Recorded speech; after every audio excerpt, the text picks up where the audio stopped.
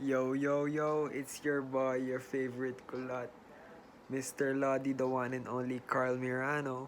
You know the vibes, sir. Alright. As you can see, well, you can see though because the cam is pointed at me, but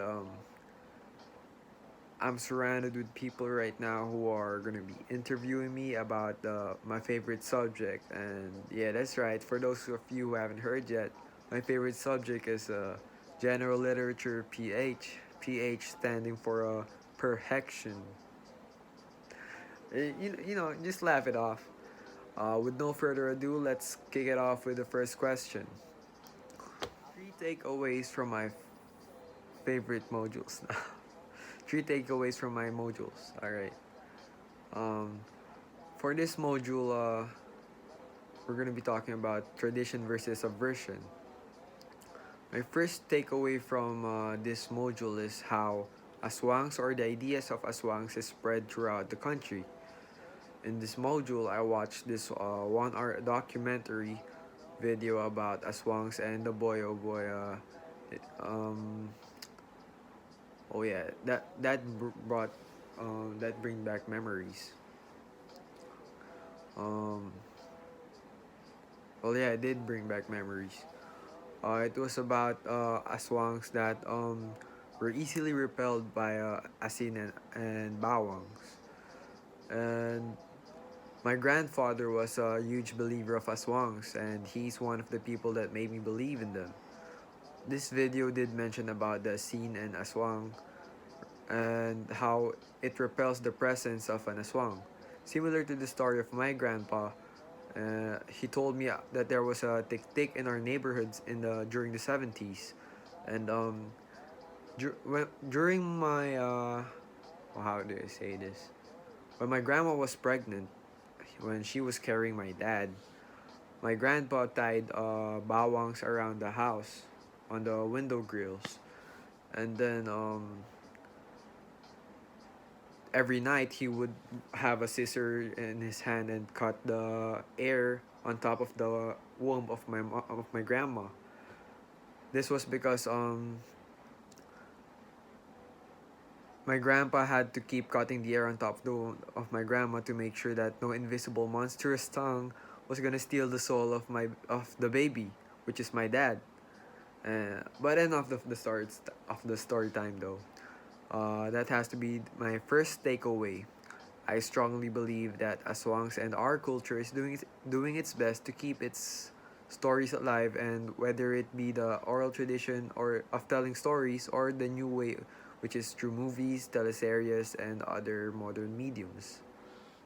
My second takeaway from the module is how our culture is influenced by these folklores and myths. Most of the stories that were shown in the module had some lesson to it.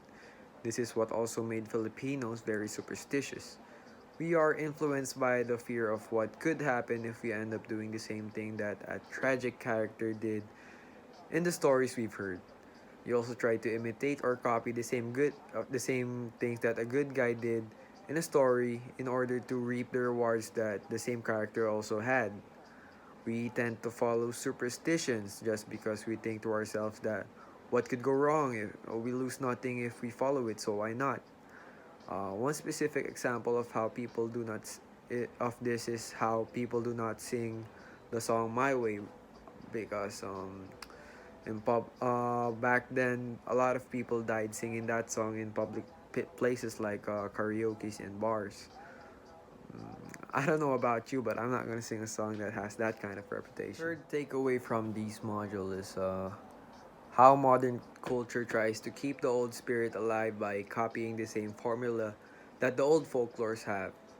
Uh, the twist in is that the new stories have some modern mixed into it, such as romance or love, which was not seen in previous stories like Aswangs. Well, it's because Aswangs are meant to be ruthless, but the modern stories are like the Manananggal in Unit 23B put a different approach to how we see the Aswangs. This can mean that in order to keep the newer generations learning about our old folklores, we have to level up our means of communicating the story to them and improve our mediums even if it somehow overshadows some of the traditional ways of passing the story. For the next module, we will talk about the nation and beyond. My first takeaway from this module is that we are a cheap country compared to other countries. In the Nas Daily videos, we see how he compared the price of different products and services we offer here in the Philippines to other countries like Hong Kong and the US. He showed how cheap we are, which is a sign that we experience much poverty in our country, and it also shows how easy we can help other people due to those cheap prices he showed. It only takes a little kindness in order to help at least one person. My second takeaway from this module is how dangerous it is to only see one side of a coin. This kind of attitude can greatly affect how a nation is built and how easily it can be destroyed. In the TED Talk of Chimamanda Ngozi Adichie, The Danger of a Single Story, she mentions how showing people as one thing and one thing only can make them become what is shown. Stereotypes can shape how someone lives or his or her life in a positive or negative way. This is why things like these are like having double-edged sword. You have to be careful when it comes to telling stories regarding people. That simple generalization can go a long way. My third takeaway from the module is why we must always be thankful for what we have. The BBC News video about recycled food really stuck with me, and I still can't believe that food thrown onto the garbage is eaten by someone else. I feel really blessed to live comfortably under a roof, served with clean and healthy food daily. What I saw on the video was very shocking, though. I was aware that there are poor people who eat the lowest classes of rice, but I did not expect that kind of food to be served to the same people of my own country. I didn't know that garbage food was eaten by the same people, and it completely shows how the poor are segregated from the comfortable and the rich. And I know it is my duty to help the people I can, so I must not waste my blessings as I did before. For the next module, I'll keep it short since it was a smooth sail of learning during this period. Uh, my first takeaway was how badly we treat the people from the LGBTQ plus. Before, when I was a kid, I'm not gonna lie, but I did not like the gay people, and that was because my dad hated them, and I started to share that kind of hate too. And but the thing is, when I grew older, I was exposed to those gay people at my school, and some became my friends, and I realized that there is nothing to be hated at all. These people are discriminated in our society for being different, when in fact they are the same species as us. And we must respect these people whether they are gay or lesbian. And this is similar to the song Sirena by Glock 9, showing how hate is directed to gay people for not being masculine. Uh, my second takeaway from the module is how love really runs deep in each human's hearts. We know that love is a normal occurrence in our life, but sometimes it comes from the most unexpected people. Strange how destiny brings people together and at the same time separates them. I saw this in the piece called Zita by Arturo Rotor. Sorry. My last takeaway for the module is how outdated our norms are. I mean, come on.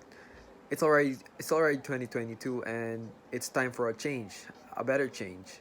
I saw that kind of positive change in the bench commercial from this module, the son, where the son is hiding his feminine side from his father. Little did he know that his father was already aware of what he was, and he knew that his son is gay, and he still showed support to him by giving him another cologne that was for feminine. That had feminine scent. Sorry. Um, The father only wished for his son's happiness, which was very wholesome in my opinion. Okay guys, now we're done with the modules. Let's talk about my takeaways from materials that are outside of the modules. One takeaway now is I appreciate the foreshadowings in the animes I watch because of how thoroughly you went through it in our lesson. When my professor asked us how to think about foreshadowings and in the things we watched, it was difficult to spot at first, but then it became a habit after learning about it. Second is how we became socially aware in our society. Being socially aware gives you the benefit of knowing what can be toxic for you and the people around you. I for one became one I for one became open to topics that were once sensitive, and now it shows how matured I've grown. Third is how I can now dissect stories I read and because of the reading habits that my professor taught me and the whole class. Excuse me. I now look into the small details like the activity we did when we were looking for ironies in the commercial we watched. One bank activity that I recall is watching this short film or commercial about science, and we had fun in that because first of all it was about love, and second it was just the start of the term, and the professor already exposed us to deep thinking, which was already a nice way to culture shock us in a way, but it was a nice experience trying to dissect the piece in the class. This question is, how do I see myself contributing the things I learned from general literature in life and in being a member of a society? Well, general literature surely taught a lot about character. You know what they say about handsome people without character, you know. But kidding aside, I myself know that from this point on, things can go deeper, like uh, like you start to look at life in a different perspective and see more ways to appreciate it. It also affects my moral standards, being more positive than it was before. And I know all of these would greatly help me function as an effective individual in our society. Now we're nearing the end of the vlog. I hope that knowing that my prof will hear these, and I hope that you keep on pushing through different writings and stories because it really blows my mind how much knowledge you have.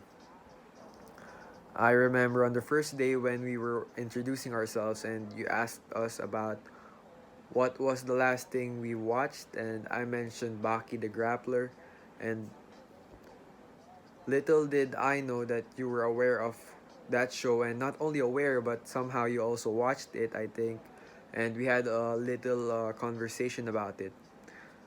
And from that point on, you already got me hooked on the move. I mean, on the course itself. And so thank you for that going that extra mile for students like me, and in doing so I also wish you the happiness and more sincere passion with teaching people like me. Thank you. So thank you for watching my vlog. I hope you enjoyed. I also hope that this is enough to let everyone know how fun the general literature is and how great a professor Sir Oscar Jr. Solapco is, and it's been a roller coaster ride. I hope to see you guys soon. I love y'all, and Mamba out.